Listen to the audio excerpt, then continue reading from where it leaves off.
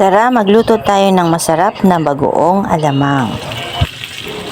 Una, ilaga muna natin ang pork at hayaan nating mag-isa sa kanyang sariling mantika. Maglagay tayo ng sibuyas at bawang.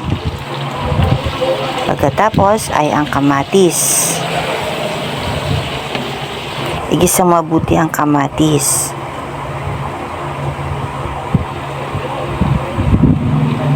Ayan, pwede natin ilagay ang alamang. Siyempre, lulutuin natin mabuti ang alamang. Ayan. Naglalagay po ako dito ng suka para mabawasan ang sobrang alat ng alamang. Lagyan din ng sili.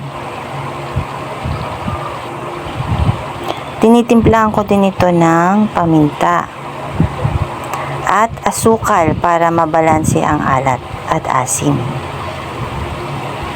Ayan, hayaan nating matuyo at magmantika.